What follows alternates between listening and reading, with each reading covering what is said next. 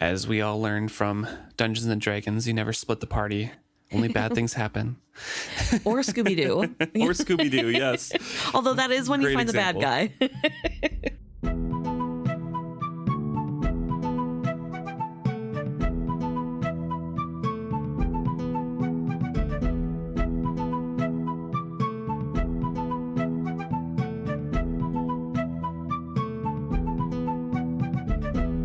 Welcome back to another episode of Is Fitz Happy? I'm Luke. And I'm Emma. And this week we're discussing Chapter 26, Signposts. The epigraph of this chapter is just speaking on magic again. It starts out with saying, the riches of one region are taken for granted in another. So it goes on to describe basically like things that are in abundance in one area are not in abundance and regarded as luxuries in another, and vice versa. And all of this kind of accumulates in, again, presumed Fitz from the future. Right. Saying he has seen all of those in such plentiful supply that the folk who possess them no longer see them as wealth. So perhaps in sufficient quantity, magic becomes ordinary.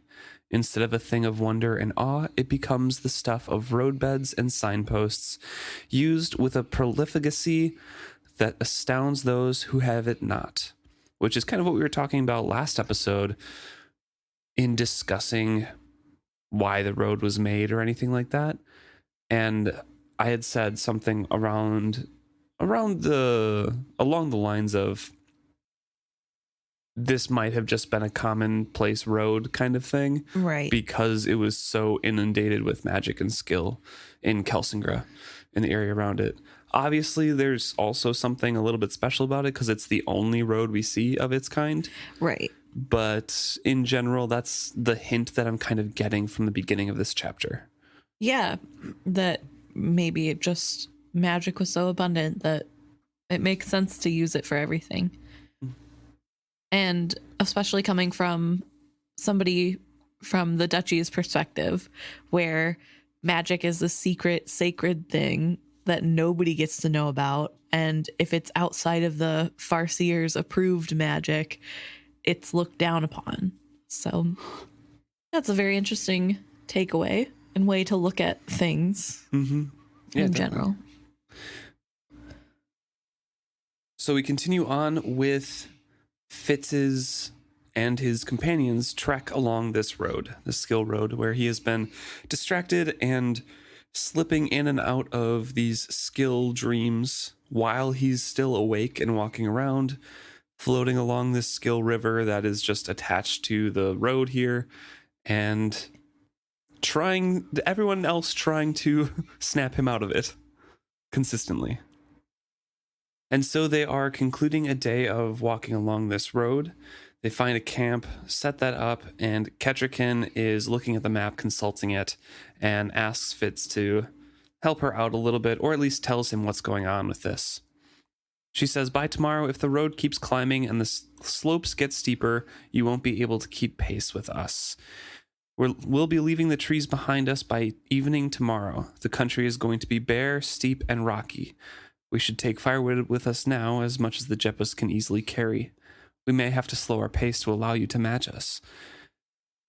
So they are heading deeper and deeper into the mountains. They are crossing this mountain range, or at least going into the mountain range that is ahead of them. And Kettricken's concern here is that with Fitz being pretty much out of sight of the road, walking alongside of it and paralleling it, he is going to fall behind because of the terrain. Fitz promises that he'll keep up and eventually it comes to the conclusion with Kettricken that he might have to join the road and walk along with them. And he just, in his Fitz way, saying like, I'll handle, like, it'll be done. I'll handle it. I'll have to do what I have to do. Right. And to be fair to Fitz, he does not know, I believe, that this is heading towards basically the mountainside, or a cliff edge, that he doesn't know that's where they're going to be walking. So it's really easy right now with trees everywhere and just like an inconvenient path to be like, oh, sure, it'll be weird, but I'll make it. And Kettricken's looking at the map like, no, no, probably not. That night, Kettle once again lays out the game cloth because he did not have help from Night Eyes, or because Night Eyes didn't even find the answer himself. He could not solve the problem that she had laid out to him beforehand. And so he thinks on it again, and the next morning they continue on. Right. It's interesting because it seems like these strategies are something that is somewhat of a pattern that you're supposed to be able to pick up over time. Kettle is saying, we'll play regular games while you think on this puzzle, but keep it in your mind because maybe you'll see, what you're missing. And he doesn't, because it's Fitz. But also, it's a hard puzzle and a new game. Definitely. There are, websites for learning or playing chess, and they have puzzles on those. So I kind of equate that in my mind. They set up a board for you. You have to make, 2 moves and you can get a checkmate or do some sort of task. And you kind of have to think through those moves. And I just kind of pictured in my head that that's what he's doing, except it's advanced techniques for a game he has never played until like 4 days ago. So Right. Yeah, difficult task, but he's trying. He got help for the first one. So the next day, he is trying to keep pace alongside that road again, walking parallel to it. And Starling is his companion, who is once again asking a bunch of questions about the Fool. Fitz goes back to his previous routine of kind of deflecting and saying non-committal answers or not divulging any information, or he doesn't even know the answers to those questions and is just kind of brushing them aside. I had expected her to weary of this game, but she was as tenacious as a bulldog. Finally, I rounded on her in exasperation and demanded to know exactly what it was about him that fascinated her so. A strange look came to her face, as one who steels oneself to a dare. She started to speak, paused, and then could not resist. Her eyes were avid on my face as she announced, "The Fool is a woman, and she is in love with you." For a moment, it was as if she had spoken in a foreign language. I stood looking down on her and trying to puzzle out what she had meant. Had she not begun to laugh, I might have thought of a reply, but something in her laughter offended me so deeply that I turned my back on her and continued making my way across the steep slope. "You're blushing," she called from behind me. Merriment choked her voice. "I can tell from the back of your neck. All these years and you never even knew? Never even suspected?" "I think it's a ridiculous idea," I said without even looking back. "Really? What part of it?" "All of it," I said coldly. "Tell me you absolutely know that I'm wrong." I didn't dignify her taunt with an answer. So Fitz gets that confrontation, I guess, or at least Starling's revelation of what the Fool is about. Yeah, it's first of all the first time I think he has thought about the Fool in a capacity to having feelings for him, but also I'm sure he is on edge in general because this is Starling and she did not have a very good start with the Fool. And is this some sort of mean joke? And it's really interesting, I think, that his reaction to her laughing and saying this is anger, because I can't quite tell where the anger is placed. If the anger is at Starling for what Fitz is perceiving as a slight to his friend, or an anger at feeling like maybe Starling is right. I don't know. I think it's... I felt it was more like a growing anger at her laughing and not the initial reaction he had. That's how I got it. I thought it was like the blushing and stuff felt to me more like, I don't know, either embarrassment or like not knowing how to deal with the situation. Right. Because well, fair. he wouldn't know how to deal with that. And it would be a confusing situation to begin with. But her continuing to laugh and say like, "You didn't even know. Wow." And it says here that I know she knew I was getting angry because she was laughing. And she's like continues to laugh like as he's as she's following him. Right. So I feel like he was getting more and more angry at that, and she kept like laughing because he was getting angry. I guess. I don't know. That's how I read it, at least. I just feel like it's such a weird, like, so what if she's laughing? She thinks this situation is funny. And maybe it's just a knee-jerk reaction because he's been made fun of his whole life. And so, like, when he feels like somebody's laughing at him, like, but I did notice that this chapter has a lot of anger. And it's very, like, it does, I don't know. I don't know if subtle is the right word because it's in most of the wording, but it's just very strange because it feels almost out of nowhere. And I don't know if that's just something that happens after hard journeys where you're just tired and you don't have as much patience, or if this is something to do with the skill road. Probably a little bit of both. It could be the frayed patience because of his constant distraction and trying to occupy his mind. Right. He's got to be exhausted. Yeah. If sleep is no rest, like he has said and Kettle has said, if he's having those skill dreams and waking up more tired, like there's yesterday in his journey was the first day that he had like a good night's sleep where we left him last chapter with going with night eyes. Like that has got to wear on you. True.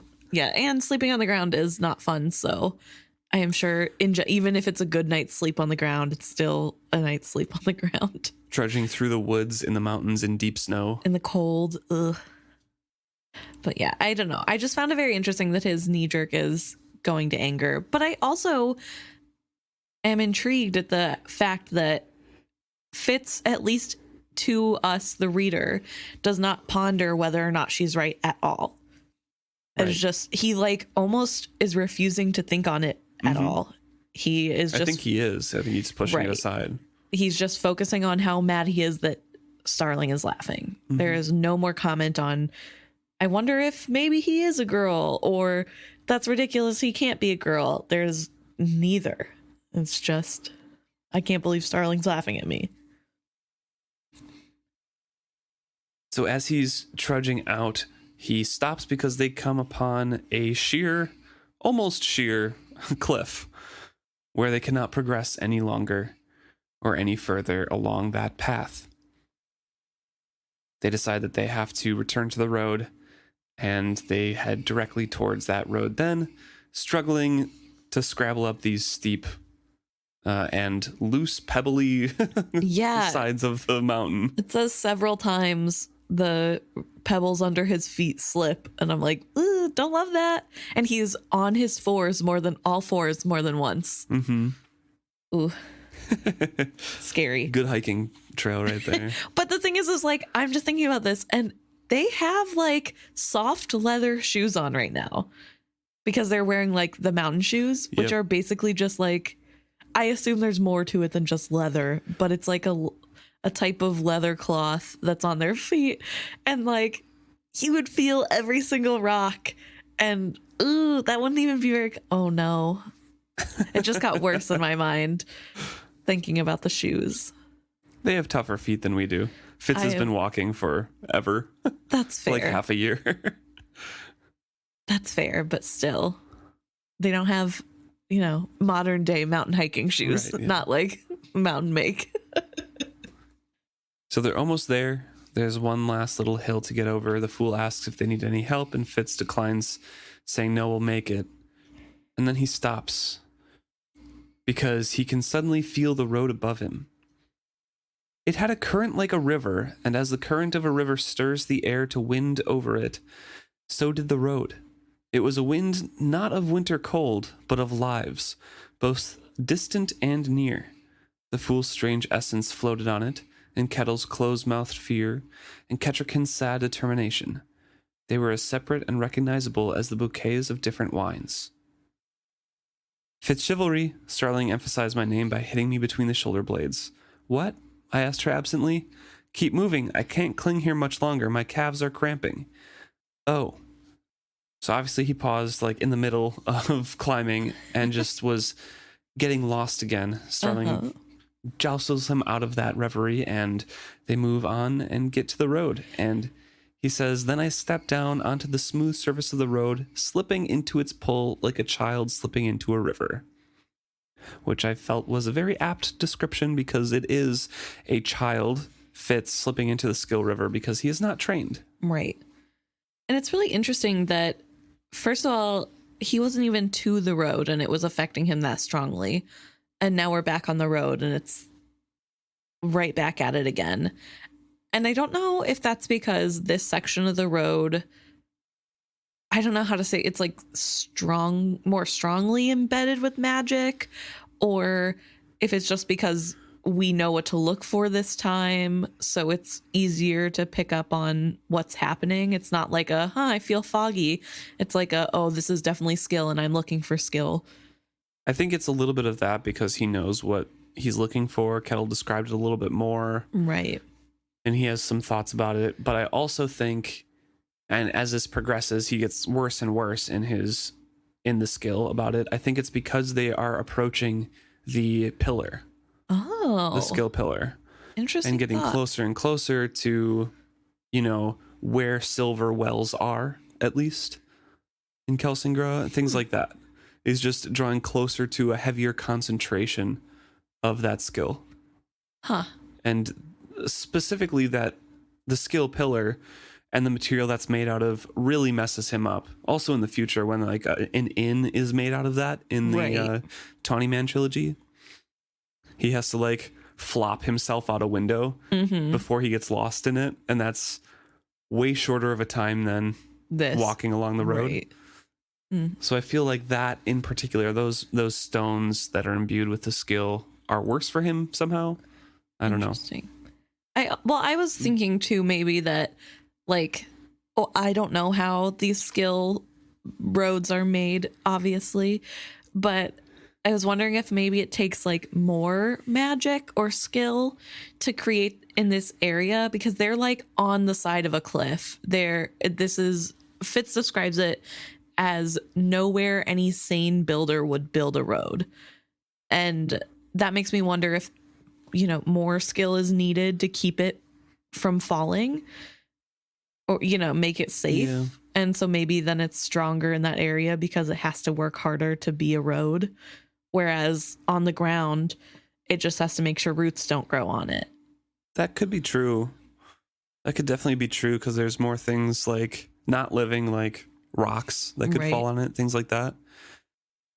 That does make more sense. I hadn't thought about that. I was actually thinking those kinds of thoughts that Fitz were having were more so just a disparity between the engineering levels of his present day and what that past more advanced civilization had. That's fair. So like in his time, no sane builder would build where they were, but for the Elderlings, it was fine because they knew what they were doing more. Fair. But that's actually a good thought. There's just more skill imbued because it takes more to cling there. Yeah, I don't know. And I mean, I guess I don't know how you picture this, but I'm picturing like literally a road. Like there's nothing underneath it. There's nothing above it. You know what I mean? It's like really sticking out of the mountain. Oh, no. Yeah, I'm not thinking that at all.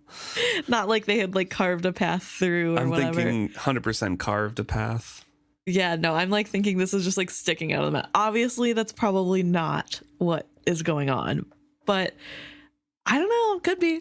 I think it's more fun to think of it. It's having nothing underneath.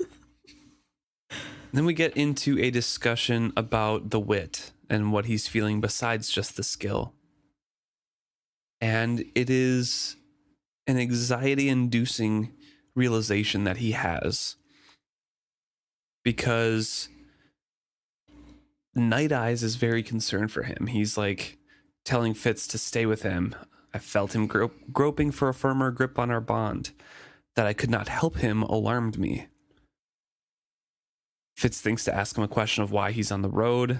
Wild animals don't go here. And Night Eyes is like, yeah, because they have sense and they don't want to go where there's danger. The Jeppas are following you because they rely on the humans, and the Jeppas would, swim across a river or anything like that, where a wild animal would only do that if they were about to die. Right. So wild animals avoid it. The Jeppas will follow because they are too tamed and they rely on survival for the humans who are on the road. And Fitz is sitting there like, so why are you on this road? Kind of jokingly, obviously, in tone.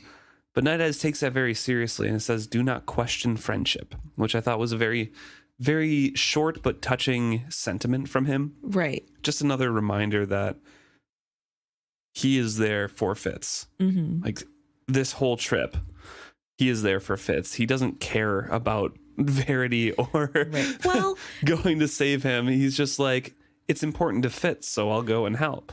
I disagree because he is also skill commanded to come follow. That's true. That is true. So it's not just... I was ignoring the command itself, but like, yes, that is true. Yeah. So I do think he's doing this for Fitz and there's a sweetness there, but I would say that partially... technically they have to go. Yeah. Not to ruin it. Kettle startles him out of that, and again, he reflects that his wit sense usually makes him aware of everyone, but Kettle was able to walk up right behind him, and he had not noticed that until she spoke to him. Something about the skill road was dulling my wit. When I did not specifically think of Night Eyes, he faded into a vague shadow in my mind. I'd be less than that were I not striving to stay with you, he pointed out worriedly. It will be all right. I just have to pay attention, I told him. And that part is out loud. Mm-hmm. So Fitz has transitioned from talking in his mind to Night Eyes. And I think that's the last time he talks to Night Eyes in his mind until like the very end of the chapter. Yeah. So for the rest of the day, he is separated from Night Eyes. And I think this concept is really interesting that the skill in some way is blocking out the wit, especially such a strong skill concentration. And I was wondering if you had any thoughts on that. Not a complete thought, but in general, when Fitz sends his mind away from himself with the skill, be it a dream or going to visit Verity or anything like that, he cannot talk to Night Eyes. Right. When his mind is linked with another skill user, then Night Eyes can talk to him and attack across that bridge. But it's when Fitz is like sending his brain away. So I think the road with its intense river that's like surrounds it and the eddying of all of the lives of people there. Right. It's basically distracting and sending his mind away from his body, even though it's not to a specific place. So it's just severing that, like, you are not connected to your body. You are a part of the river now kind of thing. Right. More so, hive mind, collective. You're a part of this, not your own unique identity. Yeah. Which has Night Eyes attached to it. That's kind of my thought. It's not fully fleshed out, but that's just kind of in my head, the headcanon that I have of how it works with his communication. To be fair, I just thought about the fact that Fitz was unable to keep Verity through the skill link whenever he would go into berserk mode, which was like an overwhelming amount of wit sense being used, like all the death and dying around him made him numb, and it's a lot of his brain protect himself basically, right? So I shut think out everything. So I guess there is an example of wit blocking out skill, and that if there's too much of one, it overshadows the other. But it's really interesting because I guess I've always thought of them as like intertwined, and they are in Fitz, I think. Right. I think it's just the balance, though. Yeah, but it is interesting how they are still fighting. It's not just... And I think for some of it could be, like I mentioned before, Fitz's brain itself, his physical body and his health is being like, this is too much. I need to shut down to protect the brain. Like it's too much stimuli going on all at once. That's fair, yeah. And that could happen with the wit or with the skill. Good point. So he starts walking alongside of Kettle while Kettle is walking alongside of him. Yes. Trying to drag him back, pinching his arm, trying to make him pay attention. And she's trying to make him focus on that stone's problem. He Right. says not yet, but then kind of like immediately, I haven't solved it yet. And then immediately drifts off and thinks about the day and how the skill road makes him ignore the air and the environment around him and just draws him forward. He notes that the road is steadily climbing, but it feels like it's an effortless walk where he's going downhill. Right. It is a magic that is pushing you onward. It's stronger here, even though I think we noted it maybe, I don't know if it was last chapter or 2 chapters ago when they first came to the road. There was that discussion where they said it makes you want to walk along it and like pulls you towards a destination. That's what this is here. It's just stronger. And Kettle makes note of that without Fitz even kind of mentioning it because he has unconsciously sped up. Right. Or subconsciously sped up, excuse me. She says, "Do not be deceived. Your body labors and is cold. Simply because you are not constantly aware of it does not mean you can ignore it. Pace yourself." Her words seemed both foolish and wise. I realized that by hanging onto my arm, she was not only supporting herself, but was forcing me to walk more slowly. So he's trying to pace himself now because she made him aware of what was going on. Right. And he brings up the issue of the others. You know, they seem to take no harm from walking faster, from traveling along this road in general. And she covers the same kind of thing that we had talked about before, that they're not old or skill sensitive. They will ache tonight, and tomorrow they will slow their pace. So the ache tonight is meaning that they're also pulled onwards. They just don't really know it. It doesn't affect them. It's more subtle. Yeah, it's just more subtle. They'll be a little bit more tired. Tomorrow they'll be slower. It's fine. Yeah. Like that's kind of how it was built. Yeah. It's not it's strong enough to override common sense if you are not as skill sensitive. But it is enough to where these people who probably have the ability to be skilled upon can just be like, okay, time to follow the road. Right. So, yeah, very cool. But it is interesting that it's making him speed up here and down below. And then later it makes him slow down. I don't know. Make up your mind, road. Well, I think later on we'll talk about it more, but I think it's because there were more distractions. It's leading you to an area, and then at the end he sees all the visions of everything, and he's like, right. I was thinking maybe also the fact that it's like where a pillar once was, so the road is not as strongly like go forward, because you may have to stop there. Right. Yeah. So I guess it's a crossroads kind of thing. That makes sense. He tries to dig a little bit more into Kettle's knowledge of the road and herself and how she knows of it. They're both kind of snipping back at forth at one another. She's like, "Do you want to know more about me or the road?" And he's like, "Both." And she snaps back at him saying, "Do you know your nursery rhymes?" And he kind of says, "I never grew up learning any of that. I don't know. I know horse rhymes and things. Do you want to learn, the 15 points of a good horse or something?" Yeah. He notes, "I don't know why it made me so angry," before telling her he doesn't know any rhymes. And she snarls back, "Recite for me instead, 6 wise men went to Jampé town. In my days, children were not only taught their learning rhymes, they knew what they meant. This is the hill in the poem, you ignorant pup. The one no wise man goes up and expects to come down again." A shiver walked down my spine. There have been a few times in my life when I have recognized some symbolic truth in a way that stripped it down to its most frightening bones. This was one. Kettle had brought to the forefront of my mind a thing I had known for days. "The wise men were skilled ones, weren't they?" I asked softly. 6 and 5 and 4. Coteries and the remains of coteries. My mind skipped up the stair of logic, substituting intuition for most of the steps. So that's what became of the skilled ones, the old ones we could not find. And they're just speaking of when Verity and him were looking for people to help them out in the war. There must be old skilled ones somewhere in the world. Where are they? What happened to them? They're all gone. And they had suspected treachery and foul play, but it looks as though it is self-inflicted. Kettle says as much. She says treachery would not be uncommon, but this is kind of what happens. When you grow in the skill, you become more and more attuned to it. Eventually the skill called them.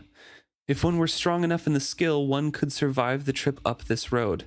But if she were not, she perished. And if one succeeded, I asked. Kettle gave me a sidelong glance, but said nothing. What is at the end of this road? Who built it, and where does it lead? Verity, she said quietly at last. It leads to Verity. You and I need know no more than that. But you know more than that, I accused her, as do I. It leads to the source of all skill as well. Her glance became worried, then opaque. I know nothing, she told me sourly. Then as conscience smote her, there is much I suspect, and many half-truths have I heard. Legends, prophecies, rumors. Those are what I know. So she's still being very withdrawn with all of her knowledge. Right. She's still not given up her truth of who she is because that is traumatic to her as well. However, she has let slip a couple times for readers who are perceptive the first time through and for rereaders that she was part of a coterie or a skilled one. I felt like the first time through this, it was pretty obvious that she knew what she would like. She knew about the skill, but I don't think I suspected that she was a part of a coterie because I'm like, everyone's too old to do that. They'd be long dead. What were your thoughts when you were first reading through this? I feel like I don't remember exactly when I figured out that she was someone special. Like, obviously she's someone special because Starling clearly has some bigger role to play and they are kind of intertwined. And the Fool has said that she's full of omens and portents and stuff. Yeah. But I think, I don't know. I knew with 100% certainty that she had to be skill trained at least. I didn't know if she was in a coterie, but skill trained. That's what I was when they thinking. hit the road for the first time. I was assuming that she was maybe one of the ones who they couldn't find, and that maybe she wasn't a coterie. Maybe she was like, oh, I guess we didn't know that there were journeymen or the single ones. So I assumed that she was part of the last grouping of coterie members, and maybe she just didn't go to the mountains.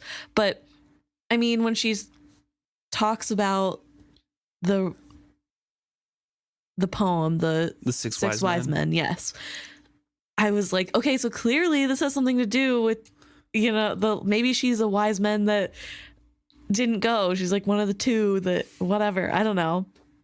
So I didn't know I didn't know her story. I didn't guess fully correctly, but I did know. Yeah. I feel like Robin Hobb lays it on pretty thickly the last few chapters of that she at least knows what she's talking about. Right. Also, if an older person is very quiet, but occasionally lets something slip that's important to the plot in books, it's like, oh, they're an expert. Like, there's no way they're not. They're like, in some capacity, they've been trained in this, or else they wouldn't know anything about it. But I do have a question for you about Kettle, because this is something I've been wondering. Do we think that she's been staying on the skill road? Because as far as I am concerned or can tell, Kettle never joined Fitz off of the road as one of his walking partners. I don't think Kettricken did either, to be fair. No. But Kettricken was leading the Jeppas, and Kettle was probably too old to tromp through the woods. Right. And we know that she is also somewhat affected by the road, even though she's locked away, which doesn't completely make sense to me. But that's the facts. She is somewhat affected by this. In the very first walk on the road, she was with Fitz and losing concentration. Do you think that she is staying on this road the whole time because it's giving her the first taste of the skill since she has had it locked away from her? Maybe. That could definitely be the case. But Fitz never describes it as like the euphoria of connecting with the skill. It's just like the distraction that comes with it more so. Right. And I feel like that's not what people who have skilled a long time would associate with the skill, you know? It's more so like for me personally, to answer your question, would be Kettle is walking on the road because one, it's much easier than than the snow, and two, she has the mental fortitude and has the preparedness that she needs to traverse the road with no ill effects. Right. You know, I don't know. I wasn't thinking much more than that, to be honest. It could be true that she was looking for, you know, anything that connected to her past, but also that taste of the skill and her block, mainly, as we find out later in the book, is of her own doing. Right. She scarred herself against using the skill after she killed her sister. Right. Which honestly, the skill being so volatile and capable of being turned against yourself in some sort of mental block makes a ton of sense because this is like a mental magic. Yeah. And so the fact that it's affected by your mentality is super good. Love that. And also it's very based around memories, and that memory is probably very shameful and hurtful to her, and very traumatic and very prominent in her mind. So that block is always there. It's always present. So that's why I brought that up specifically, because that's why I kind of doubt she was looking for a taste of the skill, is because it would kind of bring up those, but she had to travel along the road because it was the easiest, she could keep up the longest, and because she has the fortitude to walk along it. Okay. I guess I was thinking of it more in the terms of we've been watching, for listeners, we've been watching a lot of The Wheel of Time on Amazon Prime and also Witcher Season 2, both of which have people who lose their magic in it. I will not give any spoilers for them, but there are people who lose their magic, and it is described as though the world has less color in it. And it seems like once you've touched a magic and you are no longer able to. So I guess that's like obviously changing the way I'm thinking about what I'm reading. And so I was wondering if maybe like even just the touch of a thing that she was once connected to is like addicting in and of itself because she hasn't been able to use it at all for so long, that just seeing something through the skill, even if it's just like the smallest brush, if that would do something like in your mind of like, oh yeah, that's nice. And then I was thinking along that line, if maybe the anger, especially from Fitz and Kettle, because they're the angriest too.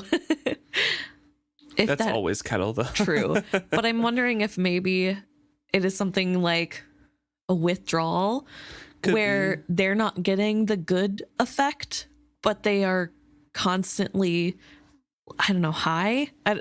It's like one of the more negative effects of using the magic, the skill. But instead of getting to enjoy the bliss that happens when you use it, you're just confused. Yeah. And so that could be.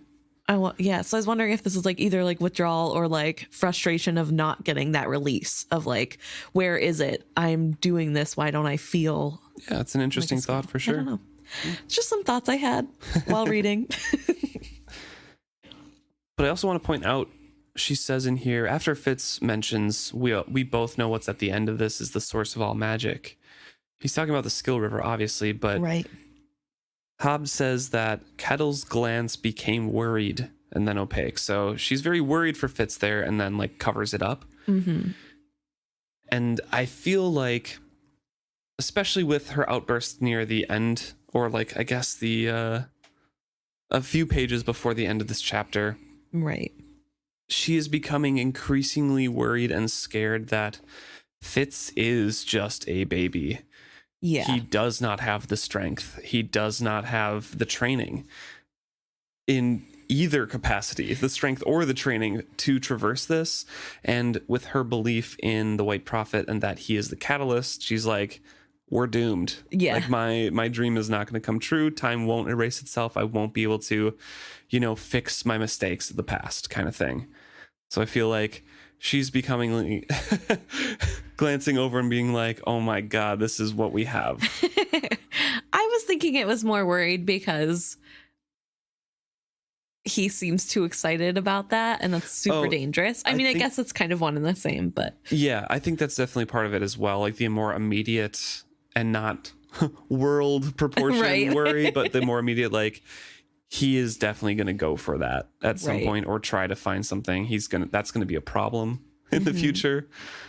Well, you know what? When magic is addictive, probably don't give the guy who like struggles with life that. I don't know. Like a vast quantity of the the thing that he's addicted to. Uh-huh.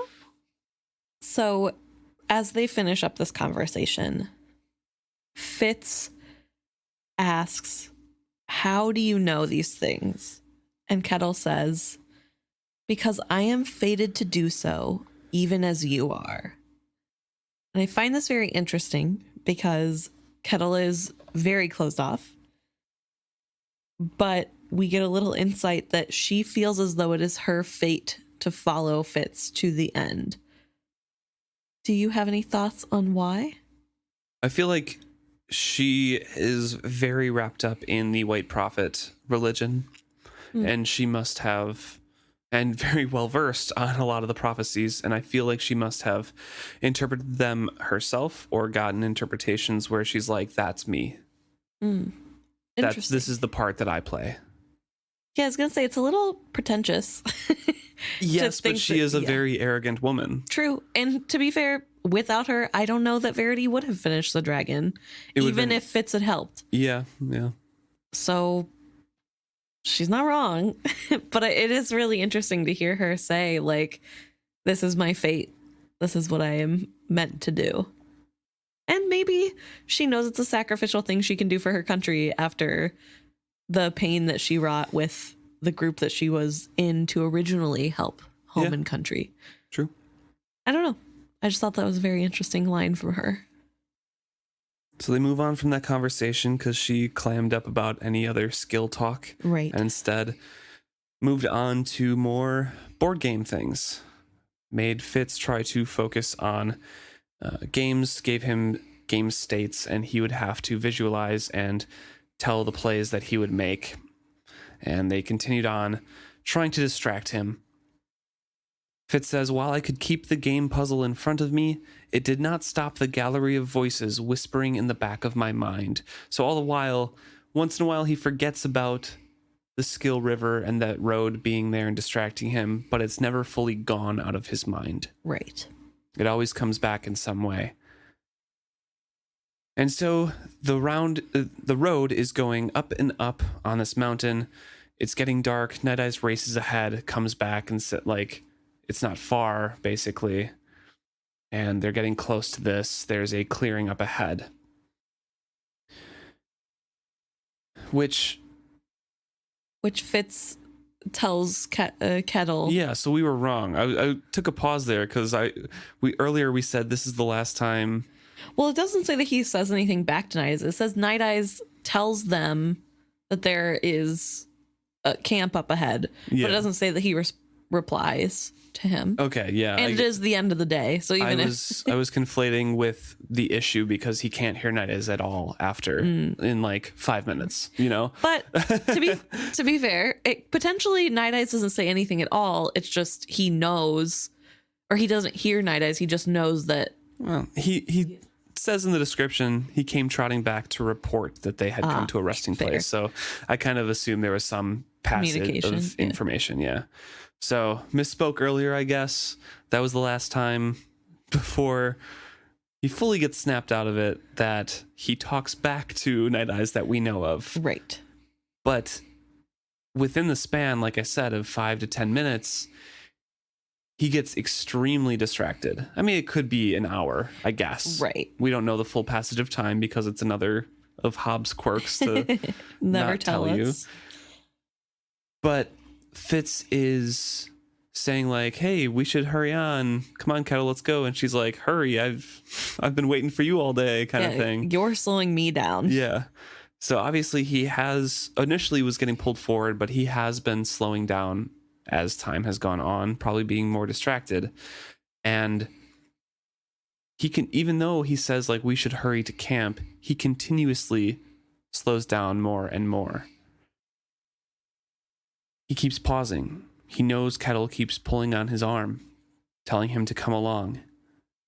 And he says, even when we rounded a fold in the mountainside and saw the lit tent ahead of us, I could not seem to make myself move faster.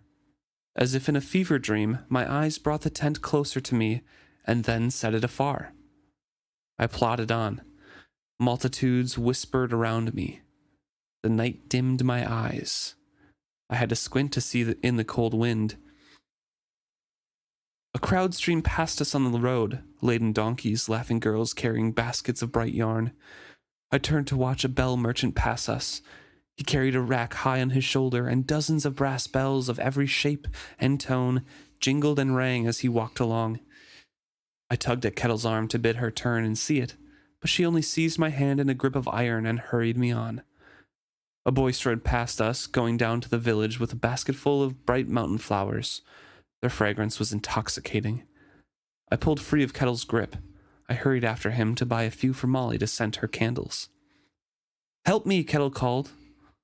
I looked to see what was the matter, but she was not by me. I couldn't find her in the crowd. "Kettle," I called.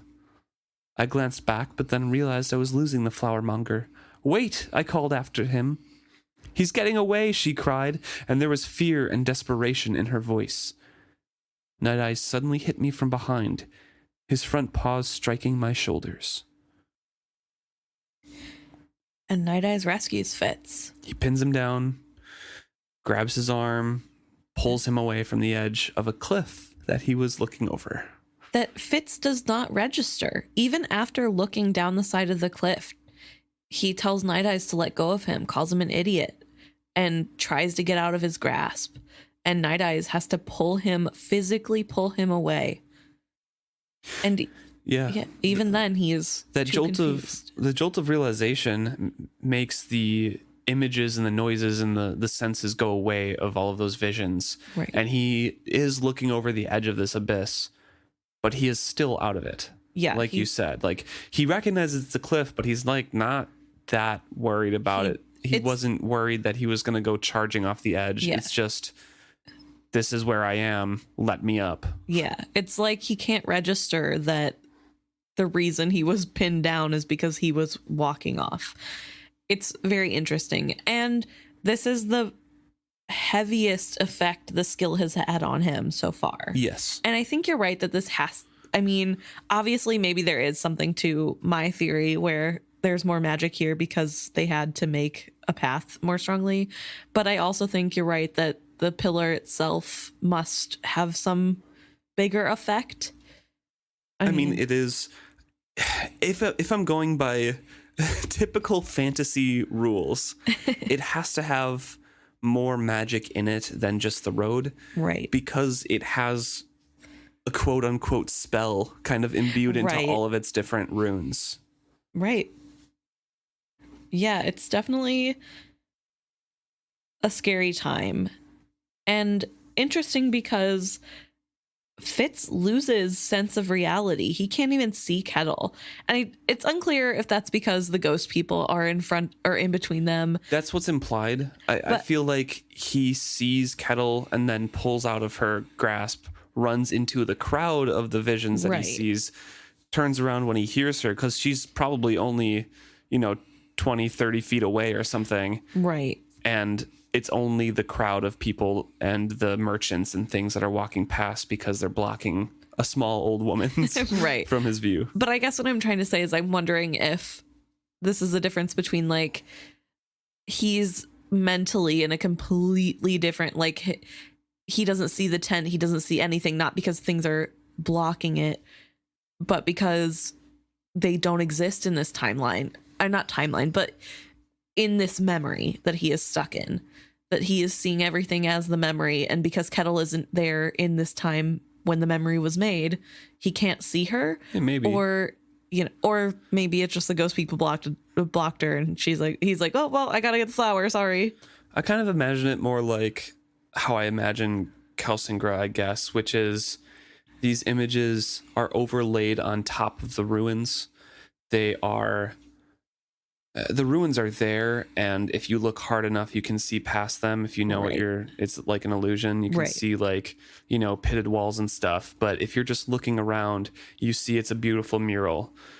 That's how I felt. Like, it's just overlaid on top of everything. So there's too much detail. There's too many things in front of him in this full scene to look past and see the tent and everything. I guess that's how I picture it, at least. I guess in my mind, this is very the animated movie Anastasia-esque, where she's in the ballroom and it's like crusty and broken down, and then like the memory of the night of a ball is there with her, and it like slowly turns everything from like the decrepit place that it is to what it was. But like, I don't know, I can't decide if in my head the people are like kind of opaque or if they look like real people. I feel like if, in my mind at least, I feel like similar to the Rainwild's memories that you can drown in. Yes. If you give credence to that and believe in the memory and try to live it strong enough, it will become real and solid, and you will lose yourself. And I think that's what Kettle was more scared of, even though there was the physical danger of running off a cliff as well. Right. That is a little bit worse, but yeah. Fully losing yourself in that memory and just losing your mind in it. Right. And if you are more so like the dragon keepers who are going into and seeing these memories, they see them, they can live through these memories, but they know it's just a memory, and they're not getting lost in them, unlike Rapskull, who gets lost in his and becomes that warrior Teletor, you know? Yeah, that's fair. And I don't know, I guess this whole situation is odd, especially when Fitz starts running off after the boy, because I know that obviously his mind is wandering because of things, but he's running after this boy to get a flower for Molly, who is thousands of miles away. And that's really odd to me, that he would revert to like, oh, that's something Molly would like, I should get it for her right now. Isn't that how Fitz always is, though? Like thinking about Molly, or like... thinking about Molly, but you're going to keep a flower for several months and you think that's going to still be good by the time you get back to her for her to be able to make candles with? No. So that's where I'm like, Fitz should know the basics of how plant care. I don't... You can't keep a flower that long. It'll wilt. So that part also is odd to me, that he's like, no, I need to follow this. So I'm wondering if there's like some sort of magic that's like, follow the flower boy. And it accidentally is leading everybody to their death. Like a siren kind of thing. Yes. But like the idea is to get them to go down the path, but there isn't a path anymore. And they didn't mean it to like kill people. It just happened. I don't know. Anyway, that's my own personal thing going on in the background. My thought is a curious one here. It says that he was going to run after the boy down to the village. So I'm curious if this is a memory of this location and it was this busy here at this crossroads. Yeah. And that village is the one that is like destroyed down there. How important was that village? If it was just a village, why is there like a major road going to it? Or was this like the main highway and then it just kind of like went to a switchback mountain regular trail afterwards? I don't know. So I'm just kind of like curious about that village in a tangential way now. I just had a really tangent thought, kind of. But you know how later in this book there is a spot where the Fool and Fitz merge into the memory of their past lives. Do you know what I'm talking about? Where the Fool stands in a spot that a different white prophet once stood with a crown, the feather rooster crown. Yeah. Yes. And then Fitz is standing there as a woman that is that catalyst of that time period. Yeah. Reelder. Yes. Who is the girl and the dragon. Yes. Which kind of makes it seem as though, if not a past life, like your essence is out there in some capacity. And so I wonder if this like following of the boy, this knowing there's a village there that he's going to run to, if that's like maybe the catalyst was there. And so he's like in just the catalyst mind. That, yeah. Maybe. Yeah. I don't know. Could be. Could definitely be. Maybe not. But it makes sense because since the skill is so memory based. Right.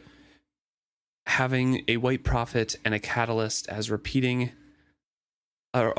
pairing across so many countless thousands of years and generations, it makes sense that they would be like drawn to that because that is who they were in the past. Basically, right.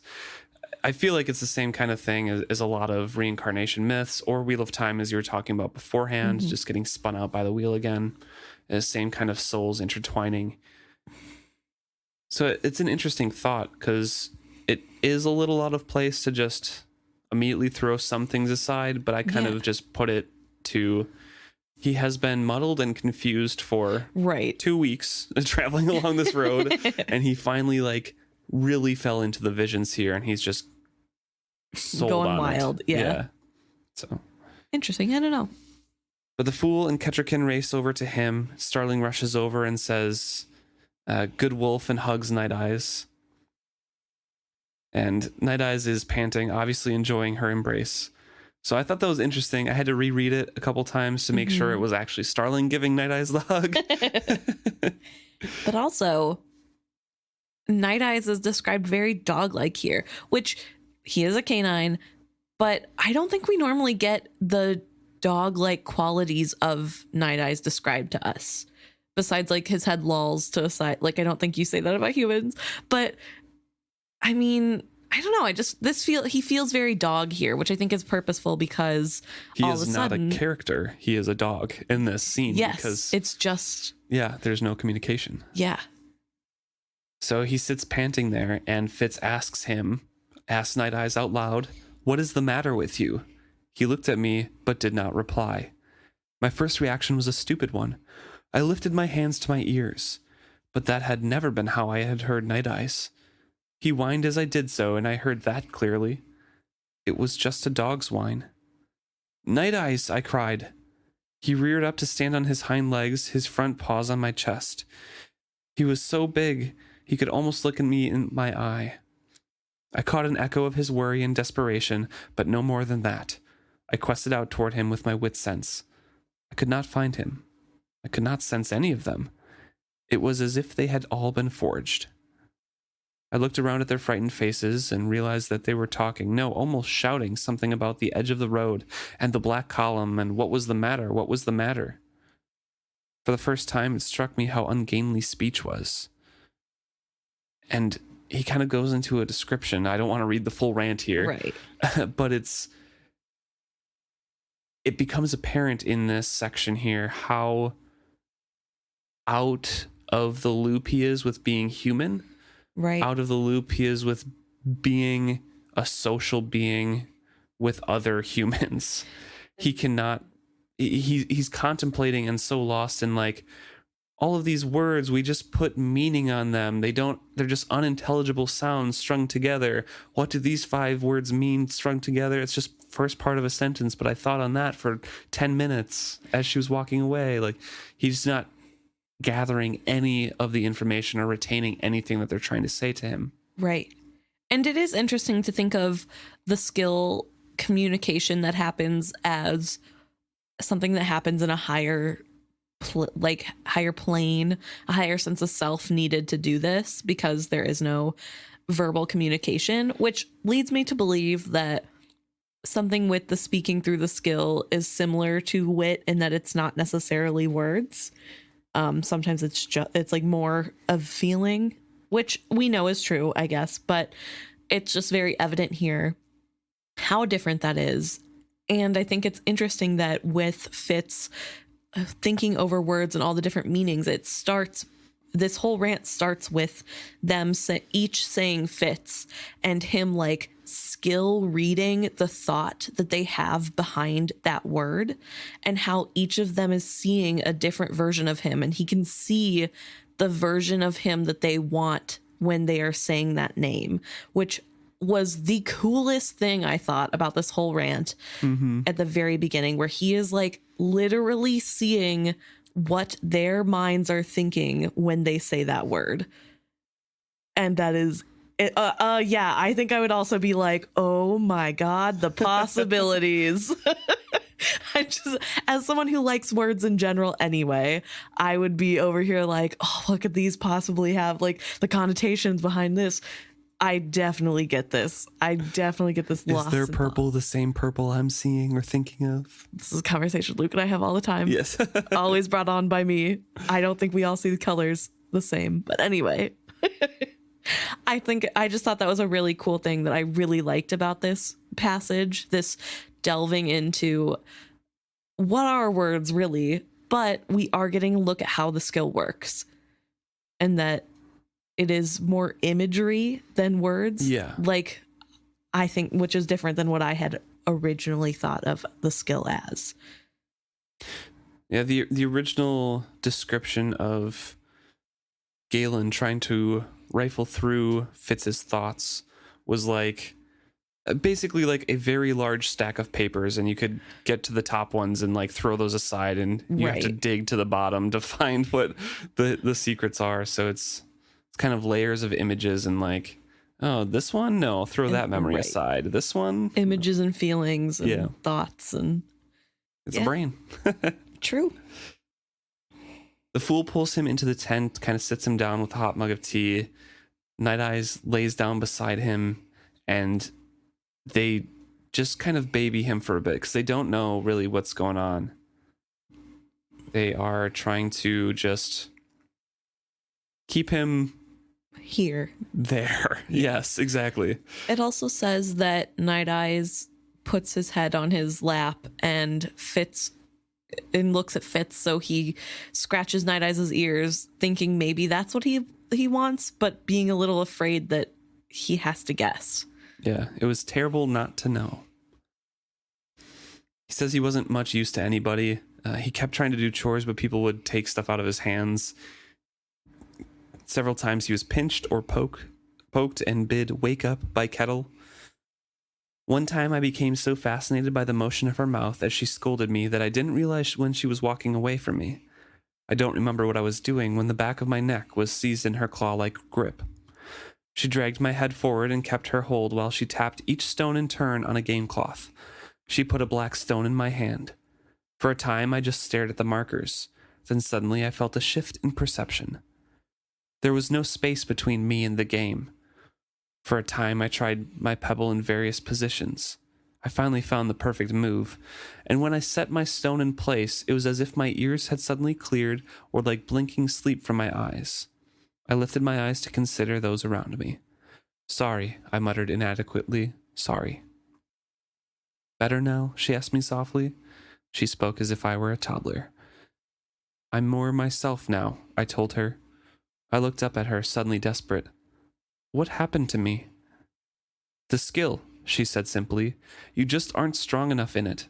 You nearly followed the road where it no longer goes. There's some sort of marker there, and once the road diverged there, one track going down into the valley and the other continuing across the mountainside. The downhill path is sheared off, carried away in a cataclysm years ago. There is nothing but tumbled stone at the bottom, but one can just see where the road emerges from the ruin and continues. It vanishes in another jumble of stone in the distance. Verity could not have gone there, but you nearly followed its memory to your death. She paused and looked at me severely. In my days, you haven't been trained enough to do what you've been doing, let alone face this challenge. If this is the best you were taught, are you certain Verity is alive? She suddenly demanded of me. That he survived this trial alone? I decided one of us had to stop keeping secrets. I saw him in a skill dream. In a city with folk such as we pass today. He laved his hands and arms in a magic river and walked away laden with power. God of fishes, Kettle swore, something of horror and something of awe lit in her face. So now we, in character, as Fitz, know in book, he knows the truth that he almost walked off the edge of the cliff chasing his memories Right. that he was falling into. Kettle knows that Verity found a river of skill and dipped his hands into it. Right. And she is kind of scared and awestruck, probably a little envious. I wonder if Kettle knows that there are physical places of skill before this. Like if this, or maybe if this was just like a rumor that was going around or a legend.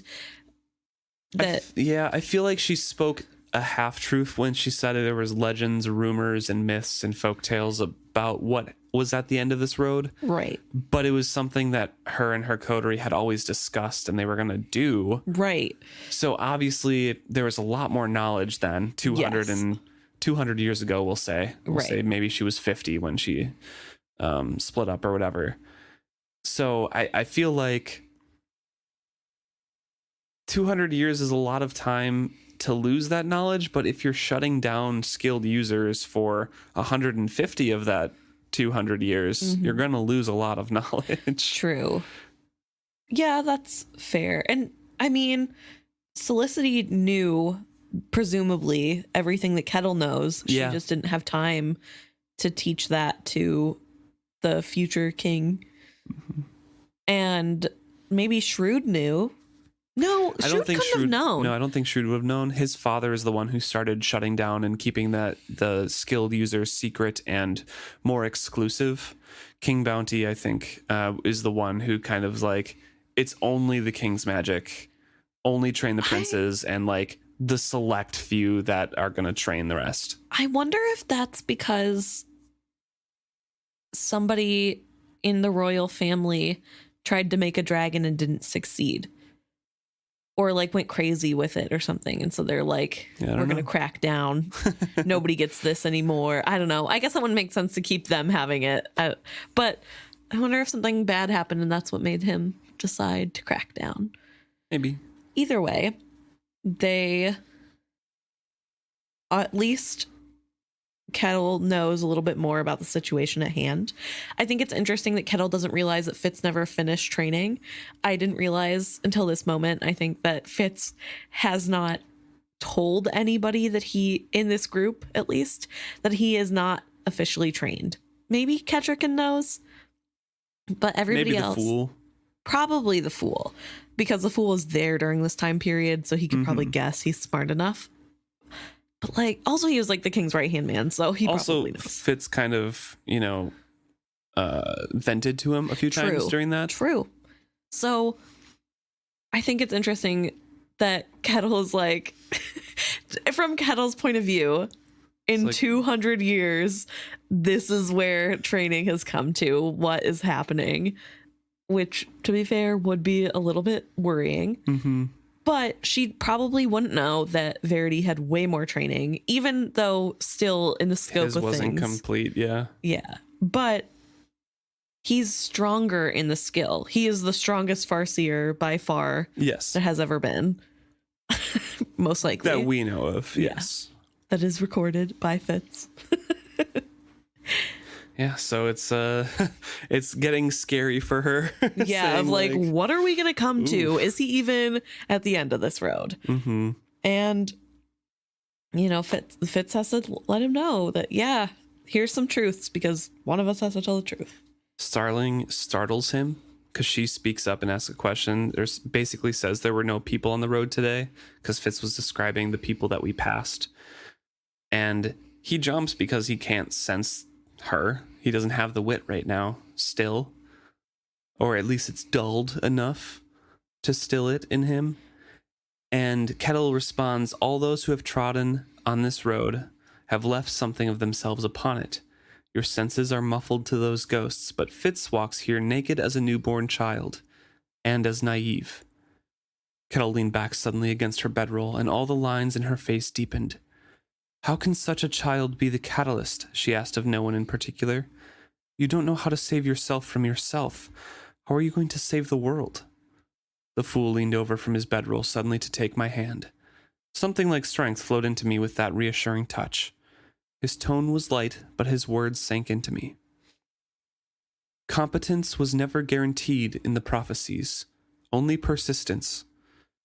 What does your white column say? They come like raindrops against the stone towers of time, but in time it is always the rain that prevails, not the tower. He gave my hand a squeeze, which is very encouraging, but also a little scary, and also a small slight. Fitz wouldn't take it that way, but No. like saying competence was never guaranteed. Oh. Only that you're stubborn as a mule. You're Yes. gonna keep going. See, it's so odd to read this because Fitz is taking this as caring. And I wonder if this is a little bit of the skill still imbuing it, because we know that one of the biggest conflicts between Fitz and the Fool is how they express themselves is so diametrically different. Yes. That the Fool expresses his love through barbs and quips, and Fitz expresses his love through actions and also through what he says. And it's so interesting in that in this moment, a Fool is saying something that on the surface probably to everybody else sounds sarcastic, a little bit mean, but Fitz is hearing the meaning behind the words. Yeah. And hearing that this is reassurance, this is love, Like, this is maybe not love, The but fool saying Fitz is who he's supposed to be. yes, it is caring. Yeah, he and doesn't kind. have to be, a 50-year-old super competent, buff, skilled man Yes. who is ready to take on the world by himself. No, it's because he is so persistent and unique, and who Yes. he is why he is the catalyst. Yeah, and I thought that's a very sweet little thing, and maybe I'm reading too much into it because That's what we do here. Yes, That's fine. That is true. That's why you guys are listening, I'm sure. So, but I found that so sweet that in this one time, Fitz can grasp the like friendship and true like kindness behind the barb. So with Fool grasping Fitz's hand, Fitz exclaims that he's too cold and suggests elf bark. Kettle grabs onto that idea and gives elf bark tea to both the Fool to warm him up and Fitz to deaden him a little bit more, I'm guessing, Yes. to the skill. So she's very happy, but gives him a very paltry amount compared to what he would normally Yes. do. I see you twitching a little bit, wanting to touch on that. Fitz is like so offended that Kettle puts such a minuscule amount. Even later on, he's like, I took the last sip of my tea expecting the customary warmth I get every time I take a sip energy. of elf bark, and I didn't get it. And I turn to her and say, you didn't put enough in. And she's like, I put way more in than I should. I've seen the doses you give yourself. Yeah. So just the fact that he is like, there's nothing wrong with me being dependent on this drug. It's odd that somebody who is so against it isn't giving me more. Okay, Fitz, I'll write it off this time because you are jumbled in the mind currently. It's not your fault, but also, come on. So when they have their tea, Kettricken calls Fitz over to look at the map and discuss it with her. So they're at a juncture, they are at a crossroads, and Kettricken is wondering or asking for Fitz's opinion on what to do next, where Verity might have gone. Kettricken's under the assumption with this broken down area, he might have gone down there and searched, and Fitz kind of chimes in, yeah, like he might have, but then he would have moved on because this is not where he is. Right. Well, he does say that he thinks, if anything, that would be his last resort, that he would have gone forward because there are 3 locations, one of which is the road that is broken. There are 2 more forward, one maybe 3 to 4 days away, one a couple days past that. And so he's obviously going to go to those first and then come back if he doesn't find anything there. Yeah. So probably we should go forward. But Kettricken's like, if he ended up here, we should search this kind of thing. Right. Because she is impatient and understandably so, wants to find Verity as quickly as possible. Right. And when Fitz mentions that, it's only a few days forward. We could just go there first. We don't need to split up like Kettricken wants to do to cover more ground. She asks, well, it hasn't been that long since we started this journey, so why wouldn't he have already passed there? Yeah, and why wouldn't he have come back here and gone down there? It could have Right. taken him a long time. And Fitz has to remind her that Verity was alone. Mm-hmm. He had just been attacked and did not have all the provisions that they have. Specifically keeps out the attack part of that description to her. That's right. That's the part he thinks to himself. Yes. That probably he was injured. Doesn't want to put more worry on. Yes. But he does let her know he's alone and didn't have the preparations that they have. He didn't have Jeppas carrying supplies. It was just him. He kind of gets lost in the skill a little bit, and that's when they discuss about splitting the party. And as we all learned from Dungeons and Dragons, you never split the party. Only bad things happen. Or Scooby-Doo. Or Scooby-Doo, yes. Although that is when you Great find example. the bad guy. True. What if they split the party in the first 2 minutes, though? Then the show's over. Exactly. You know? So you got to keep the party together a little bit longer. So Fitz says, like, yeah, we shouldn't split the party. We should just keep going along the road. And Kettricken's like, you're most likely correct. But it takes so long, so very long, and I've been alone with my questions too long. I could think of nothing to say, so I pretended to be busy rubbing Night Eyes' ears. My brother. It was a whisper, no more, but I looked down at Night Eyes beside me. I rested a hand on his ruff, strengthening the bond with a touch. You were as empty as an ordinary human. I could not make you even feel me. I know. I don't know what happened to me. I do. You are moving ever farther from my side to the other side. I fear you will go too far and be unable to return. I feared it had already happened today. What do you mean, my side and the other side? Kettricken chimes in. Can you hear the wolf again? I was surprised when I looked up to see how anxiously she regarded me. Yes, we are together again, I told her. A thought occurred to me. How did you know we were unable to communicate? She shrugged. I suppose I assumed it. You seem so anxious that you seem so distant from everyone. She has the wit, don't you, my queen? And he reflects that he had thought so earlier in Buckkeep as well. Right. Fitz had thought so earlier. Yep. It's really interesting that this is happening. That, first of all, we're slowly getting the Elfbark's effects. He's able to communicate with Night Eyes again. But also that Kettricken is kind of privy to this conversation. Mm-hmm. She's a little bit, at least knows something is happening more than the average person. Yeah, basic senses. Like I had pointed out in a previous episode that was the first time that they had mirrored each other Yes. in a while. Here we go again with another thought coming up here. Yeah. One, that she recognized that they couldn't communicate. Mm-hmm. And obviously Night Eyes was anxious about that. And she interpreted that much more clearly than the other people in the party did. Right. And the second one here, she's saying, sometimes I wish I could speak to him as you do because he could be useful scouting, things like that. I'd be much more sure of the road ahead of us. Night Eyes says, if you can keep your wits about you enough to tell her what I see, I would not mind doing such a task. So Fitz tells Kettricken out loud, Night Eyes would be most pleased to help you in such a way. And she pretty much echoes his thoughts, and Fitz kind of remarks on this, saying, then I suppose if you can keep aware of both of us, you may serve as go-between.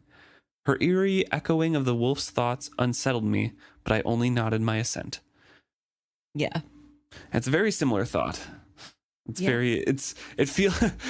I laugh at this, but it feels like when you're in school and you're looking at your friend's homework and like, hey, can I see your answer for this? And like, yeah, but don't copy me. So right. You like get a couple different words in there. You use a fancier term that they didn't. Furthermore, if you keep your wits about you enough to tell her what I see, I would not mind doing the task. If you can keep aware of both of us, you may serve as go-between. Yeah, like exactly the same. But I would like to point out that wits about you is capital W And that it was has the little verbal pun there, or at least Fitz interprets it as a pun. Yeah, I just thought it would be important to note because it is technically a turn of phrase that is usually used, but it is also capital W wits. So that is also a little punny. Fitz is struggling to keep on top and aware of the conversations, and he notes that thinking in his head, it was like being horribly tired and having to constantly fight off sleep. I wondered if it was this hard for Verity. And Verity responds. Yeah. Suddenly he's there. There is a way to ride it, but lightly, like mastering an ill-tempered stallion who rebels against every touch of the rein or heel. But you are not ready to do so yet. So fight it, boy, and keep your head above water. I would that there were another way for you to come to me, but there is only the road, and you must follow it. No, make no reply to me. Know that there are others that listen avariciously, if not as keenly as I. Be wary. Fitz recalls the conversation that he had previously with Verity about how chivalry was with the magic, with the skill, entering like a bowl and leaving a big space behind. And right. Fitz feels like that too, because he suddenly feels Verity's presence go out of him, basically. Yeah. He's he feels there, very empty. There in an instant, drops what he needs to drop and runs. And it leaves Fitz gasping like a fish. Mm-hmm. He says if he didn't have the elf bark, he thinks he would have fainted. Mm-hmm. And that his weariness was gone, but he felt muted. Didn't come with the flush of energy that he usually has. And this is where he says to Kettle, like, I don't think you used enough. Yes. And belatedly, he talks to Kettricken here saying, oh, right, yeah, Verity just skilled me, by the way. Right. Which is very poorly done, and he notes that, but he is also very muddled at the moment. Right. He knows he should tell her so she knows he's alive, but then realizes that it's not anything of comfort. It's not going to be what she wants to hear, and it's too late. He's already opened the can of worms, and he lets her know that it was not really a message, just warning again about, the people watching. He thinks there's people watching. He's paranoid. But that's like almost even more hurtful for Kettricken, because she follows up with that, like, well, does he even know that, I failed him in these many ways or whatever, lost a child, that sort of thing. Well, she wants to, there wasn't any word for me, and Fitz is like, well, I don't even think he knows you're here. So, which again, not great. I don't think he does, though, to be honest. Well, from what I know, Verity is trying to keep himself closed off to Kettricken because he wants to protect her. So it makes sense that while he's watching Fitz to make sure Fitz is okay because he wants Fitz to come, he's not like wide scope watching Fitz as he walks along. Yeah, he's exactly. Just making sure he's not dying. And also, I'm pretty sure by the time they do reach him, he has put all memories into the dragon except for Fitz, basically. Yeah. And some other select ones that he's slowly getting rid of, but he doesn't really care about anybody else when they get to the quarry. To be fair, he was married to Kettricken for like 2 years. And had like a month of a love. loving marriage. So I would assume that probably went pretty quick. Yes. Whereas the love of a nephew that also you feel some sort of guilt to try to keep alive probably outweighs that. So and also the last living remnant of your brother who you loved and looked up to and wanted to follow and be this right-hand man to your king, and his son looks exactly like him. Right. Like there's a lot of layers to this, and I'm not like, I think it's a little bit crappy of Verity, but also like grand scheme, he's totally doing what get it. Yeah. I get it. He's making the choices he has to make to finish the project, and he's only thinking Fitz is coming. Yeah. And to be fair, like between memories of my little sister and you, like I'm probably going to put the memories of you in before. Sorry. Okay. Well. Bella has some funny things that she has done in her life that I want to keep forever. That's fair. That's fair. She's got 20 years on you. So Fitz handles this very poorly, but he can't really help himself either. He wants to get that information across that he is alive and skilled. Right. Kettricken, of course, is extremely hurt by Verity's non-communication. Yeah. And she's still feeling the feelings that we had discussed earlier too. Yeah. The anger, I'm sure, and she feels ashamed by that, to be angry at Fitz, and just has to turn away. And Fitz is saying, like, I don't sense any grief or like any knowledge of you at all. Like, he doesn't know any of this. It's like, it's fine. It's he fine. would grieve Yeah. if he knew that you lost a child and everything. And she just has to take his word for it again. Right. Like, it's that same situation. Yes, it's information that she should know, and that's good for Fitz to tell her. But at the same hand, it's the worst information that he can tell her because it's secondhand. Right. And it's like, And I know your husband better than you ever will. right. And to be fair, this is like the least tactful Fitz has ever been in his life. True, which yes. is saying a lot. I mean, when he wants to be knows tactful, how. he is Yes. extremely good at Yes. that. But so this is not only something that is hard to talk about on a good day.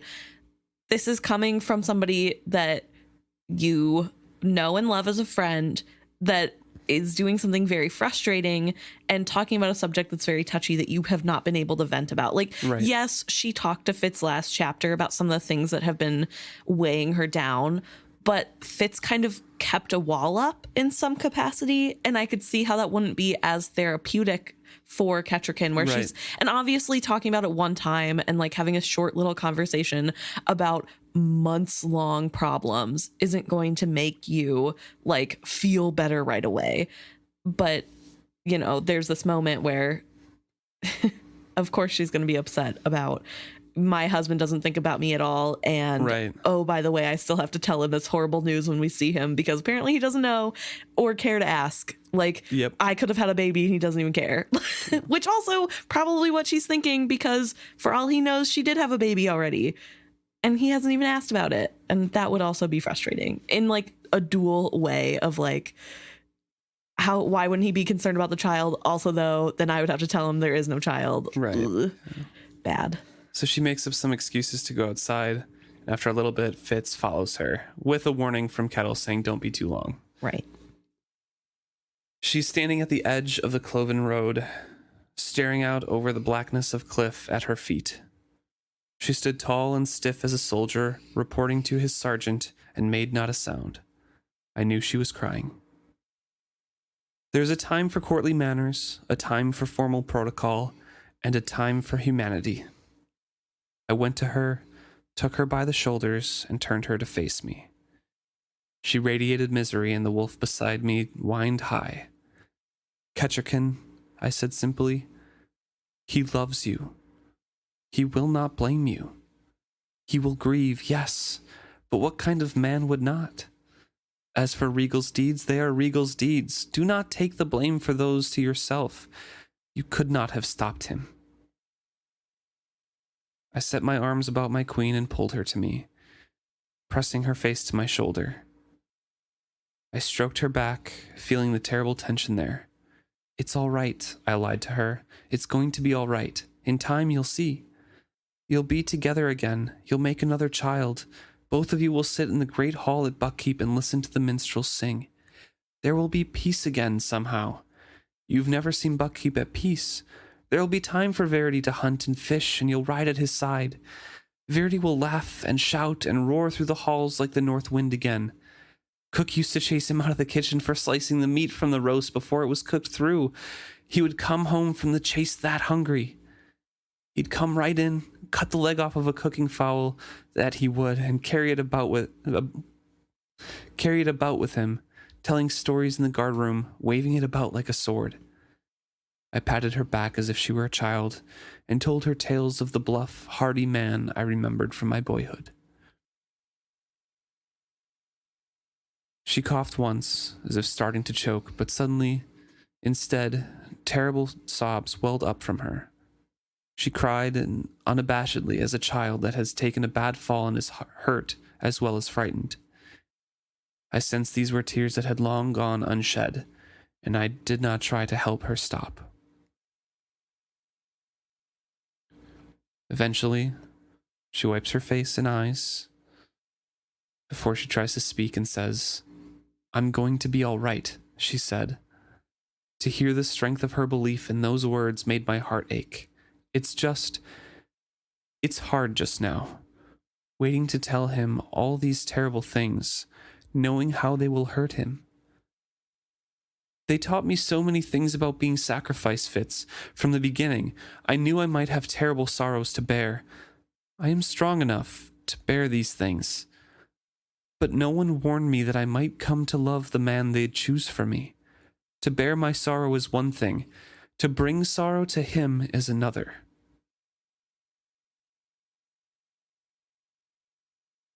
This is such a sad and touching moment in that Fitz is finally giving Kettricken permission to grieve that I think she needed, because she wasn't going to give herself permission. She needed somebody to come in and say, you know, it's okay, and to comfort her. And I mean, she's just such a strong woman that she has like been taking all this on and just dealing with it. Albeit maybe not the most healthy way, but the way that she was taught. Yeah. Being a sacrifice is to bear the sorrows, and you alone are the sacrifice for your people. And she's taking that to the extreme and gathering all of them in for herself. Right. And I think what's heartbreaking about it is that it's not just sad that she has gone through this, but it's sad that like she feels as though the most burden comes that she has to bring sorrow to Verity to. Yeah. That she doesn't like, that is what's hurting her more. Not that she has to go through this because she in some weird way thinks that she deserves sorrow as sacrifice, I guess. I don't know. Either that or it's been time and she has gone through them. Right. And just keeping them inside and having to hold on to them, waiting for that renewed hope of Verity is now just bringing those sorrows to the front again. And also, she would have to tell him. And that's hard. Yeah. I mean, it would be hard to talk about under normal circumstances, but it's been months since they saw each other. And she's probably only thinking about all the hard stuff they have to talk about. And they don't get to just be the same happy couple they were before. There's other stuff happening. Yeah. And she touches on that a little bit too, saying that sometimes I think that if we could only be together again, all the rest would have come right as well. It's not a very worthy thought to have. A sacrifice is supposed to be more ... because Fitz zones out there. Right. But she opens up to being like, you know, a sacrifice is supposed to be calculating and perfect and everything like that. But I just want to be happy. And I feel like if I got that happy ending, everything would be okay.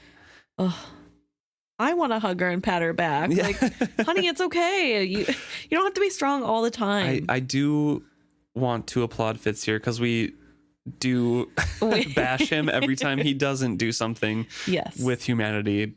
But he can recognize moments. Yes. If it's very apparent. But yes, he can recognize those moments, and he does take the time to comfort her and just let her vent, and does his best to comfort her, but not try to say like, stop crying, it's okay. Like he recognizes the moment. I really like that he mentions that he doesn't try to make her stop. Yeah. That this is clearly something that needs to happen. And I love the healthy message of like, sometimes you just have to cry. And like, it's not always fun, but if you don't, it's just going to get worse. Yeah. And so like, it's okay to have the moment you need to cry. It's okay to let it out. And I love that Fitz is like, it's not of course she's a weepy woman. It's like, this has been something that has clearly built up and she needs to let it out. And I'm going to sit here and talk while she does. Tears long gone unshed. Yeah. I'm going to make it normal. And I love him for that. I think it's great. I love it. You love to see Fitz doing good things. He can be a good person. I mean, not that he's not, but but they are standing on the skill road. They are at the edge of this broken down road, this passage. And right there at the crossroads is the skill stone, the road marker. The skill pillar. Yes, the pillar. And so while Kettricken is opening up more so about that, a glint of silver behind her caught my eyes. I saw the black column over her shoulder. It leaned at a cant over the broken edge of the road, half of its stone support gone. I did not hear the rest of what she said. The wind was screaming behind me as I reached out and ran a hand down that smooth stone. It welcomed me. He describes it a little bit. There's a, hewn black stone webbed with glittering crystal, like moonlight on a rippling river of skill. He can't decipher any writing on its surface, and that's because it's dark out, first of all. I think they do find some writing on it, but it's also very, very old, so it's worn down, it's eroded a little bit. Right. Also, he says that it gleams brighter than the moon, which is probably some skill effect, because I would assume that it gleamed brighter than the moon on the sparkling snow. So I don't know if that's just a poetic turn of phrase that he has, or if it's literally brighter than the moon on snow. I was thinking, what if it's got some sort of skill magic to be a light at nighttime, so that travelers on the road know, or there's my destination. I feel like the other people would remark upon that a little bit then. No, I mean only for skill users. Only for, it's maybe. I don't know. Could be. Who knows? Either way, it draws him in and it welcomes him, right? Because we know he travels to Kelsingra after this. Yes, I do wonder if the wind screaming is actually Kettricken. I think it's Kettricken screaming after him, Fitz, because I think he sees it and walks past her. Right. Which, and reaches out. Goodness, he lets go of her. Yes. Because who knows what would have happened. First of all, thank goodness he's okay. Because we learn they're very dangerous. Yeah. He's lucky. Yeah. He could have lost his mind. But thankfully he doesn't bring the queen with, so that she could also potentially be lost. Ugh. Yeah. So this is a toughie. I kind of mark this as the beginning of the last act right here, because this is kind of when it all starts to steamroll. We get Verity in our mind, yes, the whole time, but we get a chapter where Kettle explains a little bit more of what's at the end of this road, of the six wise men confirmation of that these were coteries. We get Fitz with all of these memories around us, and it's really weird, and why are these people here? And Starling didn't see them. We get him disconnected from Night Eyes, which is scary. And then the next chapter, he's in a new city. We see evidence of Verity having been there in the map room, and all of these other memories around him. And he's like, this is weird, right? But familiar.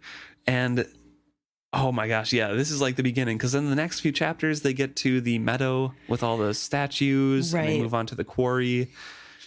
This is so interesting because there's a lot that still has to happen, and I think it's odd to me that there's, I don't know, a third of the book left, close to a quarter of the book left, and there's still so much that has to happen. And in my brain, the stuff that happens in this quarter is, before this reread, what I thought was the entire book. So they sit around in the quarry for a while, I think. Yeah, I don't know. I told Luke before we started this chapter, I forgot that he goes to Kelsingra alone. That's not where they end up. They don't go there all as a group. And that was wild to me. So I was like, oh my gosh, what else am I, what little details got scrambled in my brain? So, well, we'll have to read and find out. That's true. And you guys will have to tune in for the next weeks to find out where they go.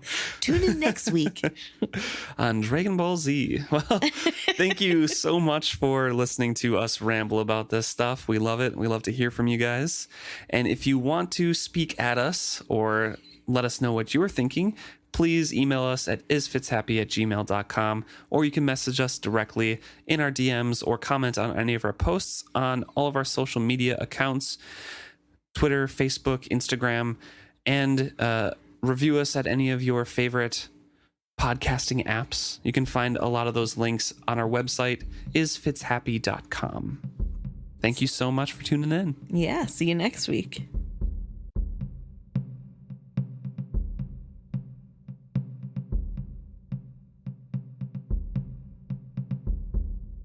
we are going to end the episode as we always do with some listener queries. And we're going to start off with some DMs we got on Instagram. The first one being from Amir, who wrote in to tell us their theory about some of the wise men groupings. Yes, so 6 wise men of Jean-Pay, we were talking about what different coteries they could be, and Right. Amir has a couple of the coteries as a theory in here. So the first one that he has that he is pretty sure about is Kestrel's coterie is grouping number 4.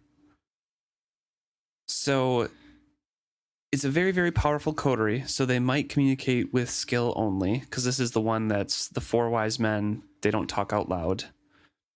And Amir states that they were only 4 after Kestrel kills Gull and gets burnt or like sealed off and exiled. Right. And Amir believes that Kestrel talks about how after her actions they were useless, so they were let go. Right. Like the coterie was no longer functioning. It was kind of broken by her actions. Yeah. So they might have just wandered off and gone to a dragon. Yeah. And I mean, that's super fair because one person was murdered and the other person was kicked out of your group for murdering that person. Right. So I could see how that would maybe affect work life. Yeah. The issue I have with that is that she did kill her sister, right? And then Kestrel was left. So that only leaves 3 in the coterie with skill, not the 4. Ah. Kettle's technically alive, but I don't know if she's in the coterie anymore, you know? Yeah. That's the only part that I'm kind of like, maybe not. But Right. otherwise, that kind of fits in there. The next is for the 2 wise men. And there's a loose idea that maybe it could be Dutiful and Riddle. But I don't think so. Because Riddle isn't a true skilled one, and he's more like a Kingsman to Nettle later on. He's like Right. a well for her strength.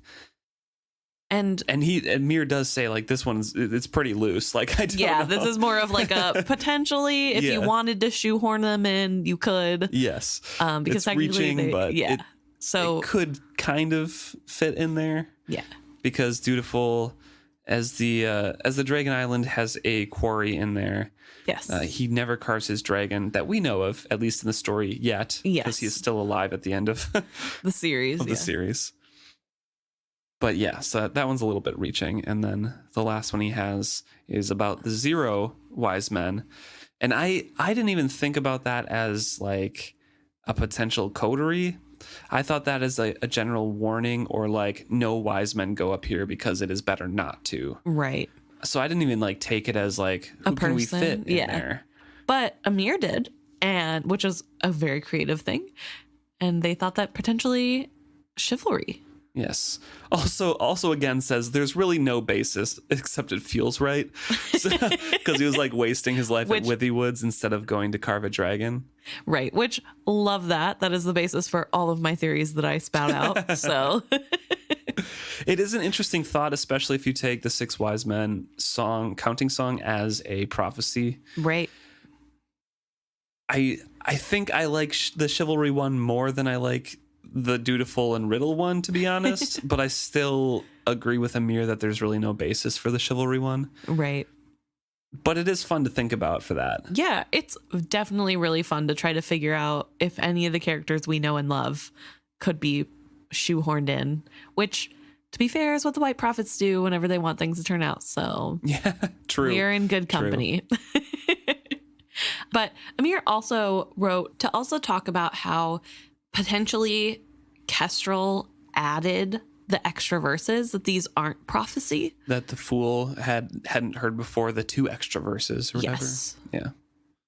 And so potentially that is why some of them don't fit, that maybe it's not all prophecy, which I think is a potential. I mean, she's been around for 200 years. There's definitely a chance that she has studied the rhyming scheme of this poem enough to be able to add her own freestyle on. It's not necessarily impossible. I would like to believe that it's just knowledge that had been lost to time. And in my brain, my own little headcanon, there is even more to this poem than we know. It's just each generation learns less and less. Yeah. Because that's how oral storytelling goes. It changes. Yeah. So potentially 200 years before Kettle was around, it was completely different and way more obvious who was supposed to be who. Yeah, definitely could be true. But maybe not. Maybe there's just a couple extra verses and they got dropped off like the Star Spangled Banner. Everyone's like, just the one is fine, I guess. Also a great pet picture in here. Yes. Great dog picture. Thank you, Amir. Always love the dogs. But yeah, so we just thought that was like a really interesting idea that maybe the 2 extra verses were added by Kettle herself. Yeah. The next Instagram message was by Degenhard. It was a quick correction more so than a question or anything like that. We kept mistakenly saying Queen Crossfire for talking about Crossfire Sacrifice, and as we have spoken of before about coteries, we know that coteries are named after members of coteries. Yes. It just kind of, I don't know. Slips sometimes. Yeah, slips out of your mind. So good correction. Thank you for reaching out about it. Crossfire was a member and the leader of Crossfire's coterie. And the coterie was for Queen Vision. Yes. At the time. So Crossfire Sacrifice is not about a queen. It is about the coterie itself. Yes. So that is it's a good good reminder. Good reminder. Good thing for us to tell people that we were wrong, just in case they're like, I don't remember Queen Crossfire. Yeah. There are a lot of names. It's good to keep who is who straight. Yes. So thank you very much for that reminder there. Yes. We appreciate that. And finally, we're going to go to a message that we got, or I suppose a reply we got on Facebook. This is for episode 82. Yes, chapter 19, Pursuit, when Fitz is running away from the Pharaoh soldiers into the Mountain Kingdom.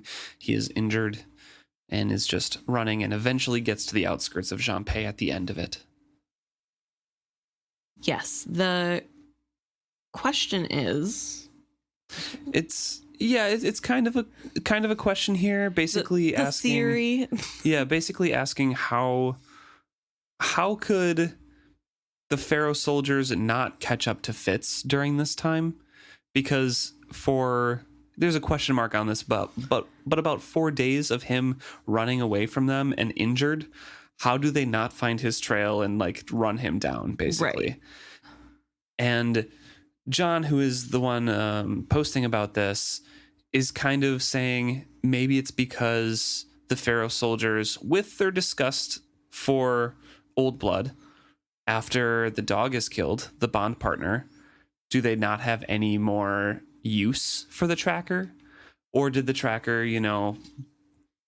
probably in his despair, not become useful or anything like that? Right. So they lose that ability. And I do agree with that. Maybe not killing him or anything, but he's not much use in his grief. Right. Is one big thing. 2, Night Eyes, if you remember, did savage a lot of the dogs that they had brought to track as well.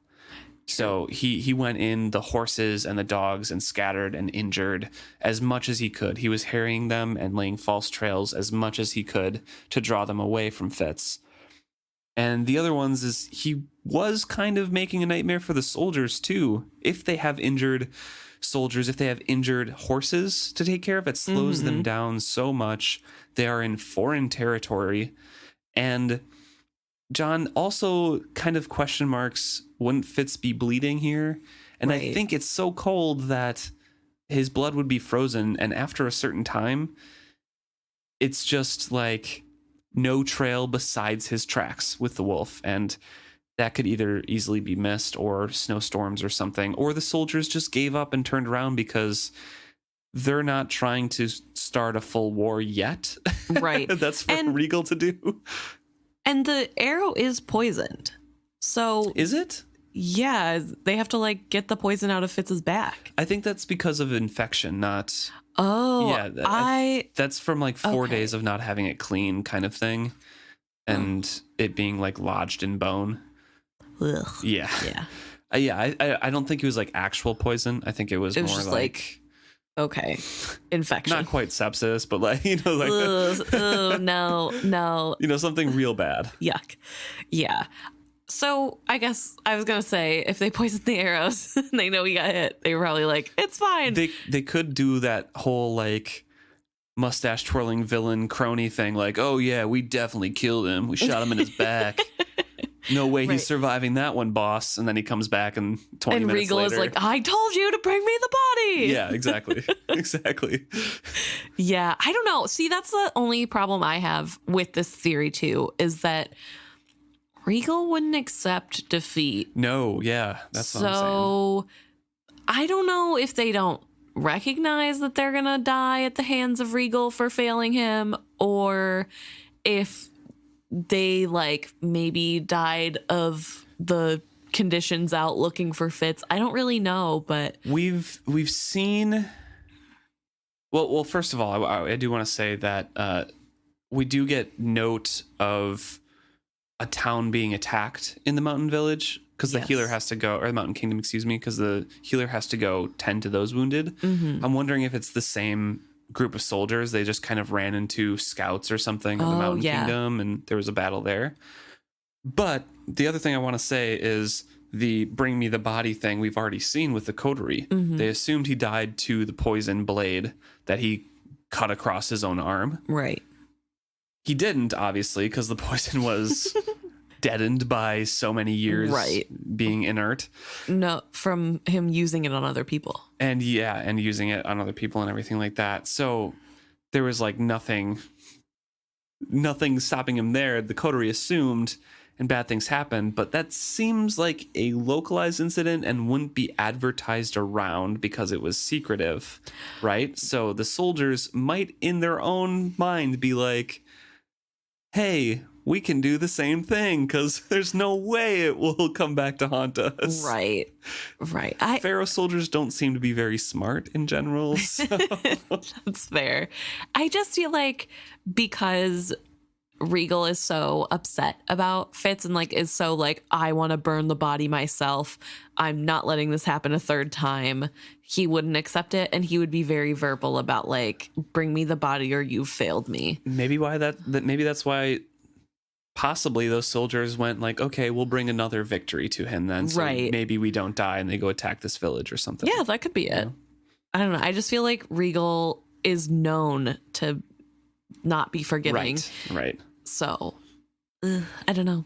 Good question though. Yeah, but either way, John, thank you for the question. I think it was a tremendous struggle for him to go to Jean-Pay and not get tracked down, but I think there were some explanations why they wouldn't follow or why he could not get tracked. Right. And that was mainly because tracker partner dad, he's probably sick with grief and either not useful at all, or the soldiers turned on him.